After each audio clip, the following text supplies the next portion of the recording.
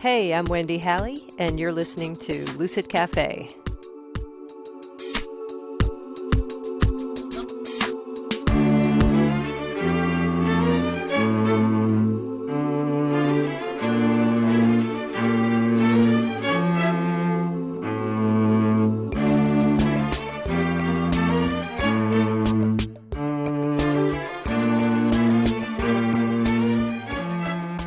When my guest, Mitch Pauley, offered to come on the show and talk about his healing journey, I was psyched. I had no idea what Mitch was going to talk about, but as the conversation unfolded, I was blown away by his raw honesty and his willingness to be vulnerable. To give you a little context, Mitch is the husband of Ray Carter, who was a guest on the show last season and shared her powerful healing journey after being diagnosed with breast cancer. If you haven't listened to that episode yet, I highly recommend it. The title is I Didn't Need to Lose My Boob. Plus, their stories paint a full picture of their respective experiences, since Mitch's healing journey also began with Ray's cancer diagnosis.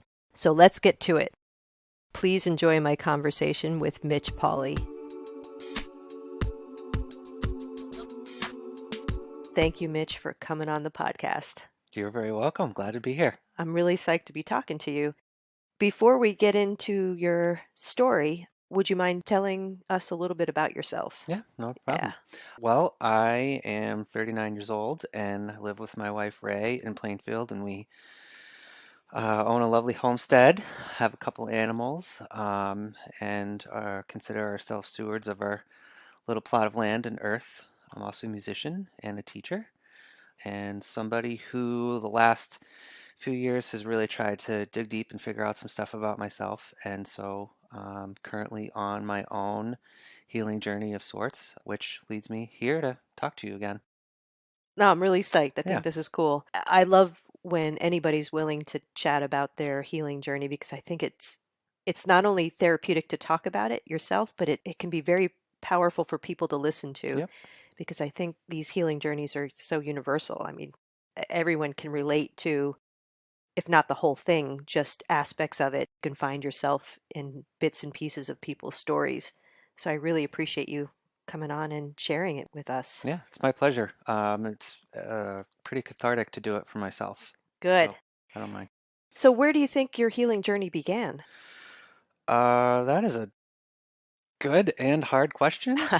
Um, it's hard to pinpoint an exact time, but I think probably it really started in full force, probably late fall, this past fall into this winter. So we're talking 2018. Yep, 2018. I think it really officially started where I, on purpose, was really digging deep and seeking out different healing modalities and different forms of therapy to one, like process being a caregiver to a spouse who's living with cancer. That was really challenging and hard. And so that was one of the things that probably springboarded my journey. And before I knew it, I was not only processing that, but I started peeling back the layers of the onion and realized that there were a lot of things that I'd never really thought to deal with or forgot to deal with, or that just came out through my subconscious. So I think the year 2018 really was the year where it truly began. In the years previous, I had dabbled in this and dabbled in that. When I say this and that, I mean different forms of therapy and different therapists and different modalities here and there, but never really took it that seriously. But your wife's diagnosis was kind of a catalyst? Yes, it was. That experience for me, which I'm sure a lot of caregivers experience, really just changed me in a way that I didn't expect, ultimately for the good. But it also, at least for me, being a caregiver put me in that role where I really didn't have much to think about except being a caregiver. And I tried to take care of myself, although that was really, really hard to do during the most stressful parts. I felt like I needed to be a rock for myself, but also for my wife. And when Ray's journey, my wife's journey, was coming to a close in terms of the cancer part, the surgeries and all that, and we knew that we had a little bit of reprieve. I can't describe the feeling, but I felt like I was on a moving train that suddenly stopped, and then what else was I going to do? And that was when I realized, like, oh man, I just put everything on hold for myself for quite a long time, and now I need to do this. So yeah, it was pretty much the catalyst for starting this healing journey of mine and dealing with trauma. Right. And just as this little side note for listeners, Mitch's wife, Ray, she talked about her healing journey after being diagnosed with cancer in an episode that aired last season. So if you want to check that out, it's called I Didn't Need to Lose My Boob. Hmm. Yep. So you can look for that. All right. What was it like for you just to go through the process with Ray? It was a lot of things. It was really scary. There was a lot of anxiety, particularly in the realm of the unknowns. I always felt like I couldn't really truly let myself go with emotions or feelings because I quite frankly was so scared that if I started to feel good one day, the next day I'd get this terrible news or find out some test result or whatever, and would just be in this like really awful place again. So for me, it was a lot of fear, and I knew I was living in a lot of fear with it. But I really didn't have a choice but to just squelch that, stuff it in a box, and pick up myself every day and be there for the both of us. That was tough. So there was a lot of fear and a lot of anxiety. There were a lot of also very tender, wonderful moments that I honestly just now kind of started to process those moments and think back to that last year. There was a lot of special times with Ray and I. Before the interview started, we were talking about vulnerability, and I think we both got to do that with ourselves. And so there would just be little moments here and there, whether it was in, a doctor's office, or if it was on a walk, or if it was sitting on our deck, just being and crying and holding each other. So there were some really special, tender moments that happened. But for me, it was scary as hell. Yeah. Yeah, absolutely. Yep. Was that level of emotional intimacy a new thing for you that you had experienced during that time? Those tender moments you're talking about? In a different way, yes. There have, over the years, definitely been some really special emotional moments and things that we've shared together, but this was a different take. And I don't know that we realize it in the moment, but yes, this was a new kind of emotional connectivity that we were both going through in our own different ways too. So it was pretty powerful. Yeah, I can't even imagine. Okay, so you're supporting your wife Hmm. through her cancer treatment and her various surgeries. In the process, you're pushing down your own experiences to try to be there for her. Did you notice anything about yourself that was starting to get your attention as a result of pushing those feelings down? Yes, actually, very like vivid, specific things too. I have one memory in particular where I had gone grocery shopping. I laugh about it now, but I had gone grocery shopping and I don't know, I couldn't find the particular type of granola bar or something like that. And when I got home, Ray had asked me, "Oh yeah, where's this granola bar?" Like whatever, and I flipped out. I got over a granola bar. I got really angry. I just felt like, what in the world are you yelling at me for? And she wasn't yelling at all. She just asked me about a granola bar. And she looked at me and said, Mitch, like, you were obviously so triggered. Like, why are you so angry? You're just so angry. And there was a couple of other little things too, like soon after that, where I just exploded on the most ridiculous things. And I caught myself one time being like, oh my God, it's finally here. All those things that I've been stuffing all of this past year that I've been stuffing everything, and oh my God, I'm a loose cannon of sorts. You And can run, but you can't hide. right, Yeah. and it all just came boiling up to the surface, and that's when I knew. I was like, okay, I gotta do something about this because I'm taking it out on the person I love. I'm taking it out on my animals. There's just so much anger and fear inside of me that it's turning me into a not so nice person. So yeah, that it was very, very clear when it was time. Yeah, I'm a big fan of saying that I think symptoms are there to get your attention. And so to me, those outbursts are like symptoms. Hmm. Hey, Mitch, hello. Yep. Need to tend to something Yep. here. Very So, much. in looking back, and I know hindsight is 2020, is there something you could have done differently, do you think, during that particular time to Yes, prevent that? looking back on it, I think I I could have sought more help out for myself as far as like caregiver groups or, support type things. And I had a lot of people suggest that to me, like make sure you're taking care of yourself and make sure you're seeking out things. Ray was giving me suggestions and other people. And if I'm just being vulnerable and honest, it was too damn hard to do that. I didn't Really? want to. Any thoughts as to why you didn't want to? Because it was another job to do. It was just more work for me to do. It was Ah, more effort to put out. The idea of finding some support group and trying it out, so or I got nothing left. I I can't. can't do it. And I Yeah, just knew that I knew that once we hit a particular spot in the journey and we were kind of in the clear a little bit, that I knew that I would have time then to breathe and seek out some help. Yeah, do I wish I had gone back and actually done something about it during the process? Yes. yeah. And the reason why I asked is because I'm Yep. thinking that this is a universal experience that caregivers go through, is that they get so focused on Yeah. caretaking and they get so spent that they end up not taking care of themselves, even though they know it's probably a good idea. Yeah. And Um, then it shows up in some way that is not a pleasant yep. experience typically. Yeah. And for a little while, I experienced a little bit of guilt over the fact that because I didn't really seek out any help during that process, that I did in fact explode. But I don't know how to describe it. I've talked with several people about this and some other caregivers too, and the caregivers that I've spoken to share very similar experiences where you just got to make a decision for yourself. Is it the right thing to do? Do I have the emotional energy for this? Or do I not? And do I just like pick up every day and charge through? And I realized that, yeah, I could have done it differently, and I wish I had done it a little bit differently, but I made the decision for myself, Right. and it was my own survival. So ultimately, I have to live with that and be okay with that. And Yeah, absolutely. And it's not about beating yourself up yeah, or anything. no, It's just more of a, I think, that was one of the parts of the process, though, of the healing part is right, recognizing that. beautiful. Hmm.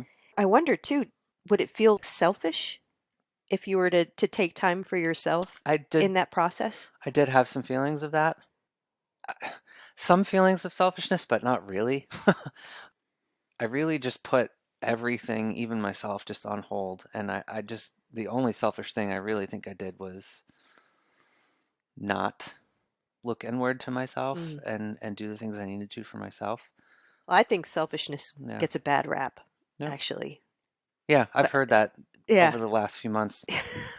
Yep. Yeah. So you have this sort of this big insight after having these experiences of angry outbursts. And then what do you do from there? What happened next?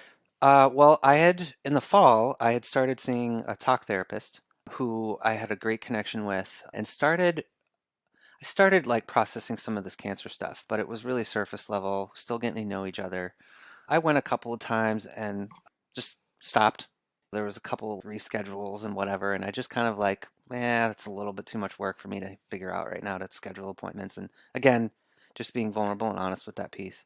But I went to once like that anger and everything started coming out, I went right to my email and I emailed my talk therapist and was like, I need to get in ASAP. And so I went in and then I think I was doing about twice a month. And it was like even my first appointment back, it was just really, really profound because all of these things I had no idea that were there just came out and had a really nice breakdown in the therapist's office and was like, oh my God, this isn't just about the cancer. There's so much in my life that I've experienced that I've never dealt with. And Surprise. surprise, here they Yeah. all are. And that was where the really intensive work started to come in on the kind of therapeutic side of it. So that's where it really began. That was probably well, no, yeah, mid to late winter, where it got really intensive. Okay.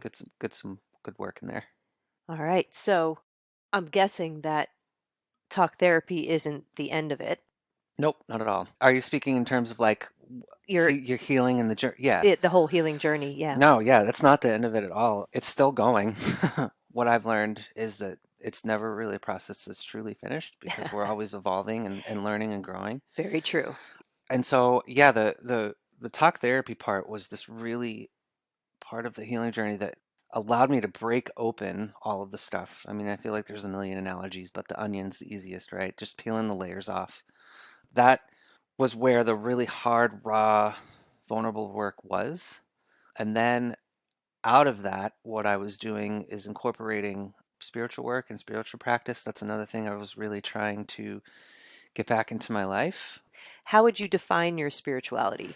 Did you even have one I, in your life? I, in a in my 20s, I feel like I did. I grew up in a Christian household, Southern Baptist. My parents were into that really, really strongly for a long time, and then realized, hey, I don't think this is our bag anymore. And so they kind of went off and found their own kind of things. And then I was being like, what do I want to find? And so in my 20s, I really was connected to, I guess you would say, more pagan type things, being all about the earth and grounded in earth-based? the Yeah. earth-based and those kinds of things, but not really having a clue at all about that.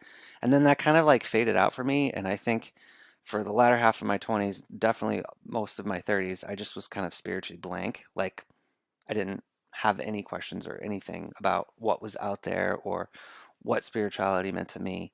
And it was a process that I was reintroduced to when Ray started her healing journey. She started doing a lot of spiritual practice and stuff like that. And I was freaked out about it. I didn't know what it meant for me. I certainly was a little nervous about all of that again. And What um, made you nervous about it? uh, I'll be honest. It sounded kind of hokey. Yeah. There was some like I get that. just and I guess that's me being more of like kind of nervous or scared to really dive in the waters of that, and so I kind of masked that by being like, oh, that's kind of hokey or hippy dippy or whatever. And truth be told, I just didn't really understand what it was. I just wasn't in a place yet to really figure that out. There is some crazy shit out there. Yeah, Yeah. Just yeah, I know, but it's hard to describe how it really kind of came back into me, but I think the work that I did with my talk therapist, and I would journal and take notes during those sessions, and then those journal writings, I would make my own mantras out of that. So, what it looks like for me currently, and it's been just a huge game changer for me, is every day I just allow myself maybe 10 or 15 minutes to say these mantras, to thank Jesus and Gaia and Frigga, who are these entities that I'm having relationships with, and thank them for the gifts of my house and the land and marriage and all this kind of stuff. The other thing that's been absolutely game changing and tremendously huge is gratitude work.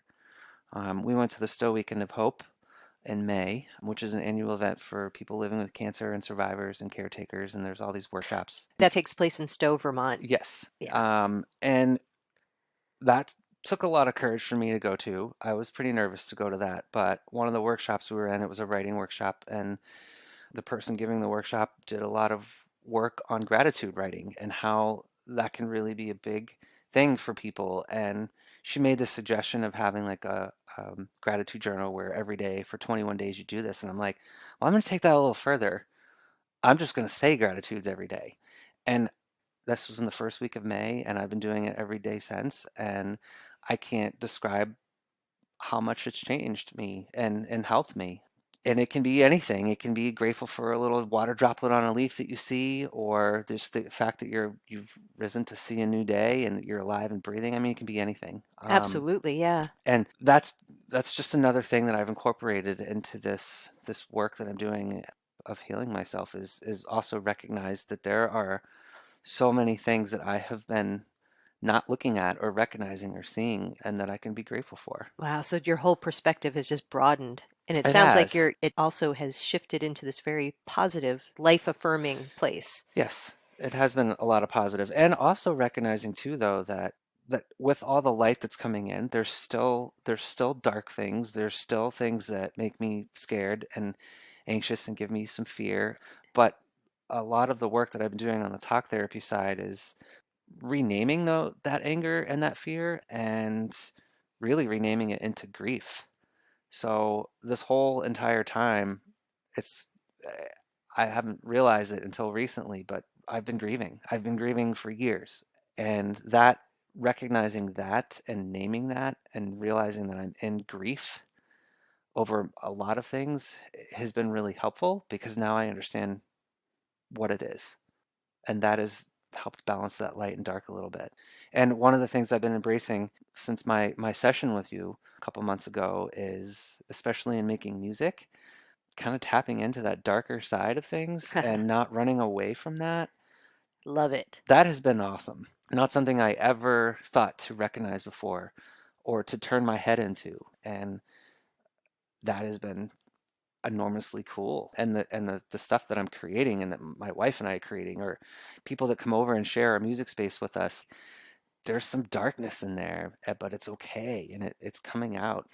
And I'm really liking it. And my session with you, having a full understanding of my spirit guides now and my owl and leopard and how they work together. And I have been calling on them at various times, and that's been really cool to believe in. And I don't have any embarrassment about talking to people or anything. That was really cool about the weekend that we just had. We had a healing retreat at our house and had various people come to take the time and space they needed. And I got in a couple conversations with people who aren't in that practice at all, and they really were interested, and it was fun to tell that story. And You're talking about the shamanic healing we yeah, did. yeah. Okay. I've been, if this was this time last year, somebody said, Mitch, you're going to do shamanic healing work.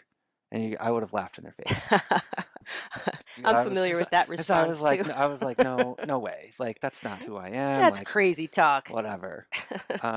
And It does sound nuts. I it, mean, yeah, well, I it thought it does. sounded Oh yeah. nuts. I mean, I do it, and I still think like I could see Yeah, why people. But the thing that's wild is that it's in our DNA. I mean, shamanism goes back. It's in every culture yeah, for tens of thousands of years. So it's, I mean, if you start digging a little bit, I think there's some comfort and some maybe some kind of ancient familiarity with the process or the even just the concepts of power, of yeah, being in relationship with power and being in relationship with what we would consider the darker aspects of ourselves. yeah. I'm glad you're cool with talking about that experience. Yep. So, how did people take it when you were talking about it?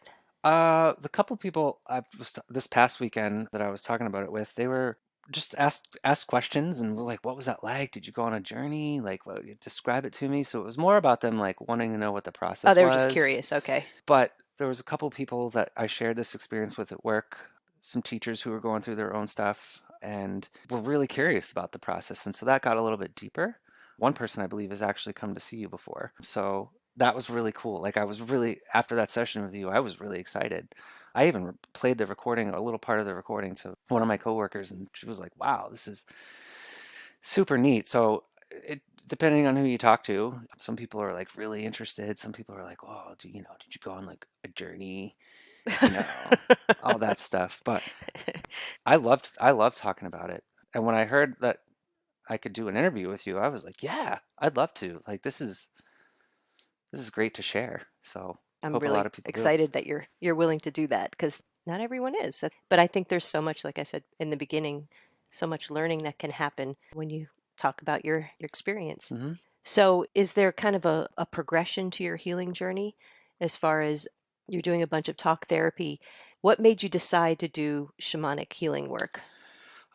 Well, Ray came home after her work with you and shared me her experience, and I was like, "Wow, maybe one day that might be something." I mean, that just sounds so powerful what you went through, and man, maybe that might be like unlock some stuff for me. I'd really like to try that. And then it was a few months later when I finally did, but I think it was her experience, and It's kind of and the clincher. yeah, and then Was there something about it that stayed with you? I mean, you uh, don't have to reveal her stuff, no, but yeah, just I think it was her when she was sharing with me the dream work that you had done with her, and then what little Rachel was like, and that little person that was inside her, and just the detail of like the inwardness that came out and the introspection. I just knew that there was a little Mitch in there somewhere that needed contact from somebody that like I couldn't connect to the little Mitch or the young Mitch who desperately was needing to release. And I knew that like talk therapy would help with that, but I needed to push a little bit further. And I think this goes back to my idea of spirituality coming back is putting some faith in that there are people that are tuned into a different energy field and plane that could help me. And I was like, I gotta try this. And I hope the idea of little Mitch is people can visualize that. But what I mean by that is like just the younger version of myself who never got to grow up, It got stuck got stuck. in your psyche. Right. Yeah. And I always knew it was there, but could never, like me, myself, I could not connect to that young version of myself. And that's truly what I was seeking to have happen. And it did. Yeah. And uh, the visualizations that you gave me of that and the dream work, for me, just picturing a young person standing there at this tree watching eggs, but never having them hatch was mind-blowingly powerful Really? because that's me. Yeah, being stuck and just always waiting, caretaking, watching. I just got chills. Yeah, I got chills too, just really thinking about it. And then through the process of your dream work that you did, and then the new version of me who's now standing on a mountain, slowly climbing up, and these little stagnant pools are starting to move now because emotions are moving and driving. As water represents emotions to me. Right. So I don't remember the healing journey, but Yeah, there was some water that was stagnant. there was so I'm at the base of a mountain. At the Hmm. top is a waterfall, but all along the way down or up, depending on how you're looking at it, there's little pools of water, but they're stagnant, they're not moving. And we had talked about how that could possibly be representing my emotions. And as you're working your way up to this mountain and this waterfall, those pools of water are going to start to move. Things are Okay, flowing. that's right. And I don't know. I think it just helps to have some sort of visual Hmm. that you can attach to this movement and this journey that you're on to self-fulfillment and healing and feeling whole again. And the really huge piece about this journey that I wanted to work on too, not just only finding myself, but in grief work, like the loss of my dad was really huge. Not only for the actual loss of losing a parent, but just how sick he really was, the stuff that he went through, the stuff that he put me and my family through, all of this. And I think one of the things that came out of that session too is that you had kind of connected with his more of a personality, not like the physical version of him, but he was saying like, I'd like to be a part of this journey if you'd be willing. And so, So he showed up in the healing right, and asked to be a part of right. your healing journey if you were open to Yeah, it. and Yeah. I have in my daily practices started to invite him in, and I don't. It's weird. I don't know what to expect or if I'm going to expect anything, but I don't know if he's along the way with me or yet or not. But I've invited him in and taking that leap, and I'm so guessing that's a huge leap for it you. it's a really big leap for me. Yeah. A lot of it has to do with knowing and accepting that the last few years of my dad's life, it wasn't my dad. It was my dad's disease. The things that he were doing and saying, that wasn't him, and I know that now. And it pains me to say it because it's difficult, but I couldn't stand him for all the stuff that happened, and I was really angry, and I think that's fair. yeah, and I had to let a lot of that go. But how does one let stuff go that was so traumatic and awful? And so And maybe you don't I, ever I actually let don't. it go. Maybe it just kind of transforms, or I, like your relationship to. yeah, it's transforming, and like I had mentioned earlier, it was about renaming fear and anger into grief, and it's not only grief of the physical loss, but it's grief of financial losses, it's grief of emotional trauma, it's grief of all sorts of Well, different your dad things. just, My dad in yeah, general, yeah, yeah, exactly. who, No um, matter how ill he was or damaged he was, or he was still your dad. yeah, Yeah. and I had up until the last like 5 or 6 years of his life, I mean, I had an amazing relationship with him. We were buds and we did cool stuff together and we talked a lot, and he was always a great dad to me. I think a part of it too is when I was a kid, being sexually abused as a kid. That was a huge thing that came out of all this work too, and unpacking all that. I think I had to do a lot of work with my dad in this journey too, and talking to him. I still do every day because one of the things that happened is when it came, like, I think I was like 13 when I remembered things happening to me, and You were 13 I when you remembered, or I 13? 13 when I remembered. Okay. So I things was happened when you were younger. when I was sexually abused by my cousin at the age of 6, Oh, wow. and it didn't really come out until I was like 13. I remember it happening, and I disclosed it to my parents, and my mom was like, "Oh my God," and she believed me and everything, and my dad believed me too. But the way that my dad was brought up, his family culture, his family value system, like it wasn't something you talk about, and so it wasn't allowed to be talked about in my house.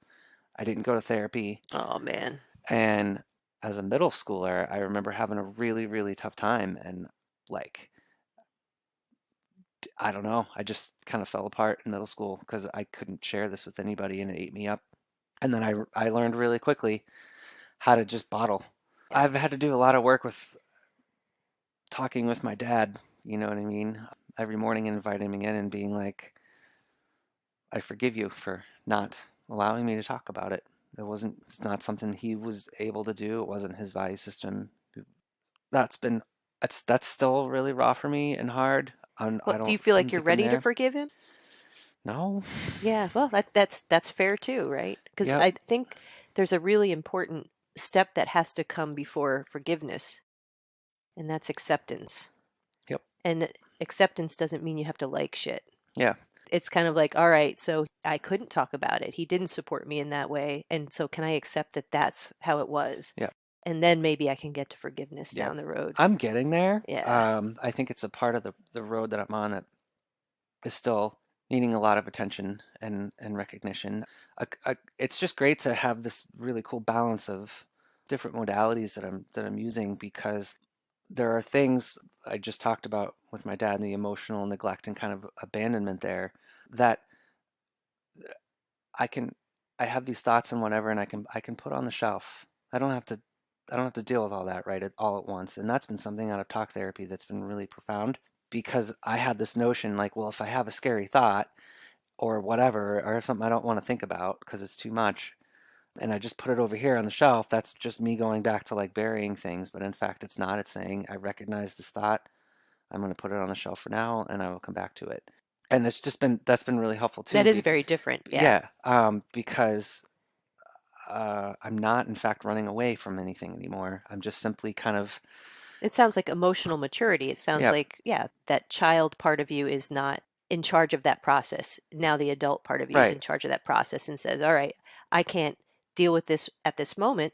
I'm going to put it over here, but I will deal with it when I'm in therapy or whenever. Yeah. yeah. And that's been a big learning experience Yeah. and a nice tool to have too. So it's just all of these things coming together gives me a great toolbox. I know that expression gets used a lot, you know, tools in your toolkit or whatever, but I have a lot of tools now that I didn't have before, and I owe a huge part of that to you and the work that you do. It was life changing for me. It Wow. really was. I'm really happy. Yeah, I'm Yeah. really happy too. So, one of the things I'm really blown away by in this conversation is your ability to share so much of yourself and to be vulnerable in Yep. this way. And I think it's vitally important because you're a guy, and culturally, men haven't been allowed to kind Yep. of access their emotions in this way. And to be vulnerable, it's a sign of weakness. It's it's not cool, Hmm. whatever. And just by you doing this is unbelievably cool. Yeah. Thanks. Well, I feel like it's a cool thing to be able to do. It's not only helpful for me, but I know like every single one of us, I feel like if you were born and you're breathing, you have trauma. Yep. And so my hope, and this is the first time I've ever done really an interview or shared my experience that's going to go out to other people. But one of the reasons why I wanted to do it is I want people whoever may check this out and are dealing with trauma or are currently in therapy with it, that it's okay to talk about it. And the more I talk about it, the better I feel. Not that I have to go share my story to every person who asks, and that would be exhausting. But And it wouldn't be healthy. No, and it Yeah. wouldn't be healthy. I just mean it's really special for me to be at a place in my life to know the work that I've done, that I can share that and let people know that there is another place that you can get to in dealing with trauma. And it's being a teacher, especially a special educator, I work with trauma every single day. And I see adults and children who are kind of on the other side of the veil. What I mean by that is like they're have no idea how to work through this stuff and they carry it and you can see it. And I'm on the other side of the veil being like, it's this way, like come it's here, but I don't want to overstep that boundary for people and I don't want to push. But I myself have taken an interest now in kind of what I can offer people as far as healing modality, or even if it's just a conversation or pointing the people in the right direction. I would have never got to you if I didn't have people point me in the direction. But yeah, I love talking about it. It sounds like this last year has been really transformative Hmm. for you. Like the guy you were a couple of years ago versus the guy you are today is different. It's way different, and I look back on the guy I was 2 years ago, and I really don't like that person. Really? It was a, I mean, I've always loved myself, and I know that I'm a good person, but when I look back at myself and who I was, like, I was just kind of cold and dark a lot of the time, and kind of felt like that, just going through the motions every day, like getting up and feeling like empty and void, and that I'm just getting up every day and doing my job and coming home and doing whatever project I have to just to get through the day. And that got just terribly tiring. And now I have a lighter approach, more full feeling, fulfillment, I guess. And if I compare those two people, man, I'd take this one any day. There's still a lot of work to be done, but yeah, the person I was 2 years ago was, I don't know, not so cool. Yeah, So do you feel like your personal transformation has affected the way you do your work as a special educator?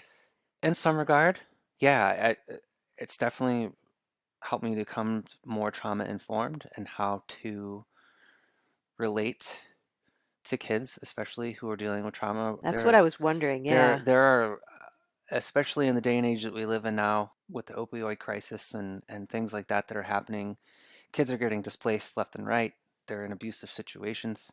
You're seeing that a lot I've just in your seen it job. just in my job, Wow. and it's every year it gets more intense. And this year in particular was a really intense year with working with kids with trauma, and I got to put a lot of my practice into that, into my work as far as that. And I'd say the most helpful thing is allowing kids to just be who they are Perfect. and not forcing an academic hand and not being too concerned about whether they get this assignment turned in, but really having them come in every day and like, man, they might swear and yell and scream and throw shit at you, or they might come in and, the next day give you a huge hug and be like, thank you for being here. That's good medicine. Yeah, that's good Yeah. medicine. And so a lot of my work this year was really focused on getting kids through each day. Of course, doing teaching every day, but also just being there. And what I think is beautiful is that because you've been through this process that you're saying is continuing to happen, which I think you're right, that's how healing happens. It's a journey, but that since you're on this other side, kids can feel that and there's a trust that can happen. There no words have to be spoken, but they can see it and they can feel it.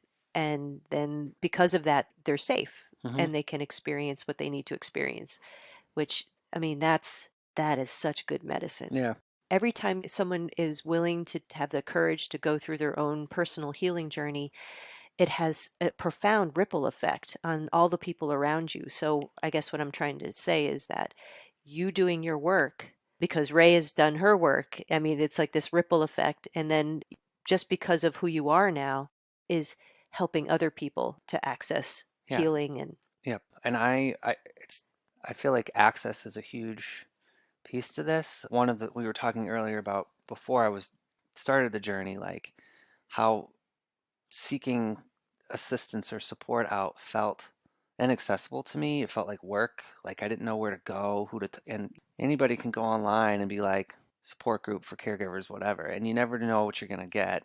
You just kind of go and try it. And that just felt like there was this inaccessibility. Oh, Like I kind of just didn't like, I know that there was place, it's easy to search for stuff now. it felt too impersonal, or did it? Yeah, Yeah. impersonal and not connected to what I needed specifically to me. And what I found though was not only my wife Ray, but other people who we started to meet out of her experience, I would talk to and be like, "Oh, I go see this person for that, and they do this kind of thing. Maybe check that out, or maybe try this exercise or whatever." And it's people on the other side of the veil were like, "Yo, man, there's a lot of stuff that you can do, and here's how you can do it, and it really is accessible to you." And I was like, "All right, cool." So it was kind of that word of mouth thing, Yeah, I was thinking somebody saying from their own experience, I did this or I practiced this. right? It probably would resonate a lot more than doing a Google search on how to take care of yourself when you're Yeah, a caregiver. yeah, and because some of that stuff's just so out of touch with how it really is, and I think caregivers all have some degree of commonality for what they go through, but it's Right. everyone's experience is so different. And that's what was really challenging is I I have very specific things that I'm going through in this, and sitting in a group of other caregivers and hashing out our feelings just does not. Didn't sound appealing, huh? No, and when we went to the Stowe Weekend of Hope, I talked to a couple caregivers that weekend, and they were much older than myself, and their experiences have been much different. But what I found to be similar is that during their phases of caregiving, they also just kind of shut down to the world and just had to turn into some kind of numb being so they could get through every day and do the things they needed to sustain life, Right. and to keep moving through the day. And in that regard, I didn't feel alone. I was like, all right, I'm not the only one who just stuffed Now it makes sense everything that that down. would be a component of being a caregiver. Yeah, yeah. So it was, I keep saying life changing a lot, but there was just a lot of life changing moments that have happened over the last few months, which I'm very grateful for. And doing this actually interview has been really powerful yet again, because just even being in your space here and talking about it, I'm remembering our session and how great of an experience it really was. Oh, well, Yeah, I'm super grateful to you. Extra grateful now after the conversation, and I mean, just hearing your openness. It, like I said before, it's mind blowing. yeah, So I'm crazy appreciative, and I hope that this is helpful to people who are listening. yeah. I hope so too. I feel like I could just go on forever about this stuff. I guess my main plug would be to people that who may happen to listen to this and are going through trauma and who aren't seeking any help yet. Whenever it's time and whenever it's ready, please do so. It's a risky thing, It's right? a really risky thing, and I guess one of the last things I could speak to there. I'm glad we went segued into this because it's the other big thing that is a huge component for this. Oh man, this is gonna sound so nerdy, but I speak nerd. Brene Brown. Oh yeah, no, So she's like queen of the universe right now, with all the stuff on vulnerability and risk taking. she's huge. And we happened to be watching one of her TED Talks or whatever that was really it like blew up and it's on Netflix and stuff. And my goodness, like she hit the nail on the head there. Like she really tapped into something because the only way that you can start doing this, to start to feel better, to start to unpack all of this crap and get it off of you, is by taking risks. Yep, And I was reading a really old school dated book by John Bradshaw around shame-based work, and that was a huge. that's back in the 1970s. Yeah, well My this mom had those yeah. books. Yeah, My mom gave them to me too, and she was like, read this one on shame, it'll change you. And within 2 or 3 pages I was like just mesmerized because I was like, wow, this is me right here. But a lot of his work, a lot of Brene Brown's work, all these people, I noticed a common theme, which was risk taking and exactly. Yeah, vulnerability. And being able to sit in front of a complete stranger who I believe you need to build a connection with. It's not just pick a therapist off the street and go. You really need to make sure that you've got the right person. absolutely. Yep. Um, but being able to form, whether it's one or two or three people, at the same time, like a support group, if that happens to work for you, but being able to put yourself out there in that much of a vulnerable way is the start of the healing itself.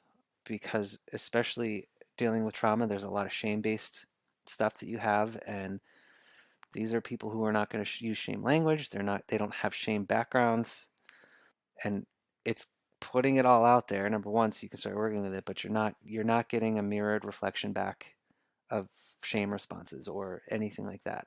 So it's safe. It's very safe. Yeah. You, again, like, I can't express the importance of this enough. You need to really find the person that's going to match for you. There's 2 or 3 therapists that I've cycled through because it just wasn't the right match, and Right. you find that out kind of quickly. I think that's important. It's a really important message because I Yeah, think a lot of people think they have to stick to a therapist even if it doesn't feel right, right. because maybe they don't feel like they have enough of a voice to be able to speak out, or they don't want to hurt the therapist's feelings or whatever.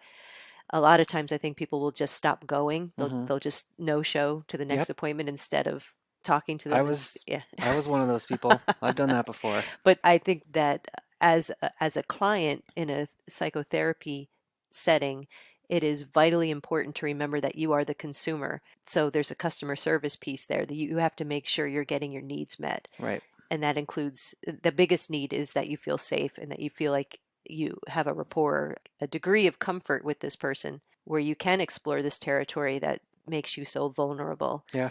It's it's really indescribable how lighter it can make you feel when you've put your deepest, darkest, just scariest, awfulest stuff out there for a stranger to hear.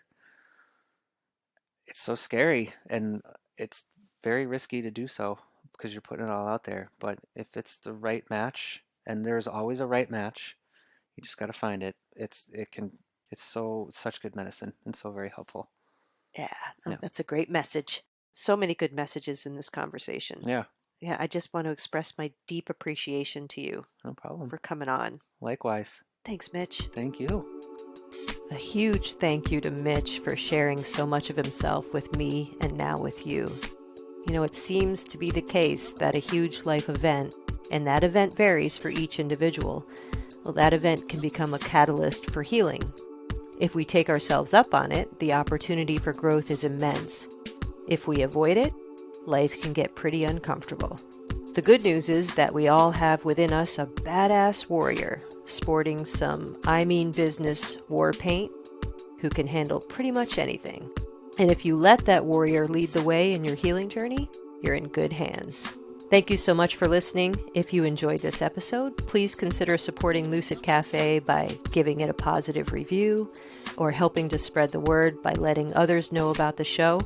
Or you could become a sponsor with a one-time or monthly donation by following the link in the show notes or on the podcast page of my website. All right, warrior people, I'll catch you next time.